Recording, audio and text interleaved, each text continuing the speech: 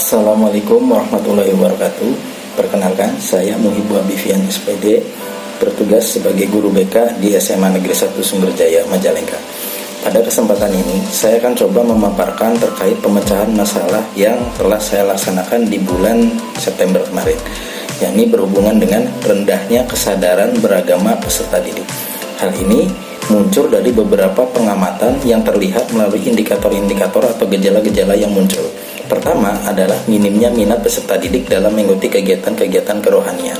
Hal ini teramati dari ketika pelaksanaan sholat Jumat, seperti sholat Jumat ya. Ketika pelaksanaan sholat Jumat, beberapa peserta didik laki-laki yang seharusnya mereka itu wajib untuk mengikuti kegiatan sholat Jumat di sekolah, mereka malah tidur di kelas dan harus selalu diingatkan atau bahkan disuruh-suruh dan dipaksa-paksa. Kedua, berkaitan dengan kebiasaan anak-anak atau peserta didik ketika menjalankan sholat zuhur berjamaah di sekolah. Nah, ketika melaksanakan sholat zuhur di sekolah, banyak anak-anak yang ketika waktu sholat mereka malah nongkrong di depan WC, mereka malah nongkrong duduk-duduk di depan kelas, mereka malah nongkrong duduk-duduk di kantin sekolah, tidak segera untuk melaksanakan kegiatan sholat zuhur berjamaah di musola. Yang kedua, yakni tidak menjalankan perintah agama yang menjadi kewajibannya. Hal ini terungkap ketika proses pembelajaran di dalam kelas, seperti pembelajaran pelaksanaan layanan bimbingan klasikal, kami atau saya sendiri melaksanakan survei kecil-kecilan berupa seperti siapa yang tadi pagi melaksanakan sholat subuh. Dari kurang lebih 30-36 siswa yang hadir, itu yang melaksanakan sholat subuh berjamaah atau sholat subuh di rumah itu hanya 2-5 orang, tidak lebih dari 10. Nah, hal ini juga dikuatkan dari hasil obrolan pembicaraan atau wawancara dengan guru mata pelajaran PAI yang mengatakan hal yang senada seperti itu. Yang ketiga, ketika pembelajaran atau ketika proses pembiasaan baik seperti di hari Jumat pagi ada kegiatan kultum di lapangan. Banyak anak-anak yang seharusnya mendengarkan kultum di lapangan, malah mereka itu kabur seperti memanjat pagar, ya, melompat pagar, nongkrong di WC, ngumpet di kelas dan sebagainya.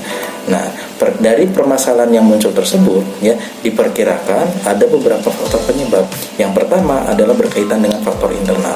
Faktor internal ini terjadi atau muncul karena dari dalam diri peserta didik sendiri belum adanya kesadaran dalam hal melaksanakan perintah agama. Melaksanakan perintah agama itu belum menjadi sebuah kebutuhan. Yang kedua, faktor eksternal. Faktor eksternal di sini lebih kepada bagaimana faktor keluarga berperan, lingkungan sosial keluarga berperan. Karena kesadaran beragama ini akan sangat dipengaruhi oleh bagaimana pola asuh orang tua di rumah. Karena banyak di antara peserta didik juga yang tidak sedikit mengakui ketika mereka melaksanakan sholat atau menjalankan perintah agama di rumah, mereka cenderung merasa malu. Kenapa mereka malu? Ini karena mereka melihat bagaimana orang-orang yang ada di sekitar rumah mereka, bagaimana orang-orang yang ada di rumah mereka tidak melaksanakan ibadah itu belum menjadi sebuah kebutuhan dalam kehidupan sehari-hari.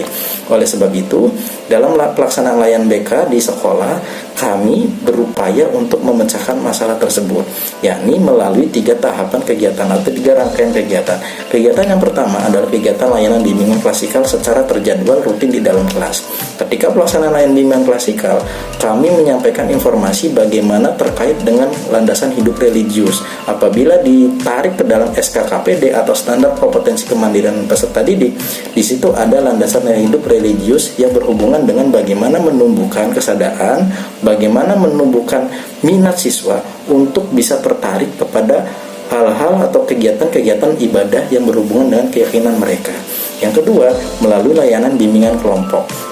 Layanan bimbingan kelompok ini ya dilakukan kepada beberapa peserta didik yang menurut pengamatan hasil observasi mereka butuh bimbingan lebih ya. Berikutnya yang ketiga adalah upaya melakukan kolaborasi dengan kesiswaan dan guru PAI, yakni dengan cara memonitor bagaimana perkembangan peserta didik sebelum, sesaat atau pada saat dan setelah pelaksanaan layanan.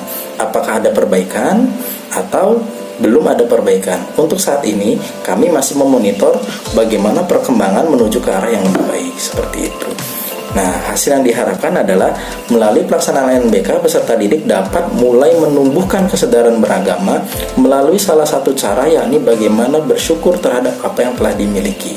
Nah, sekian penjelasan atau pemaparan singkat terkait dengan upaya pemecahan masalah di bulan ini yang berhasil atau yang telah saya lakukan.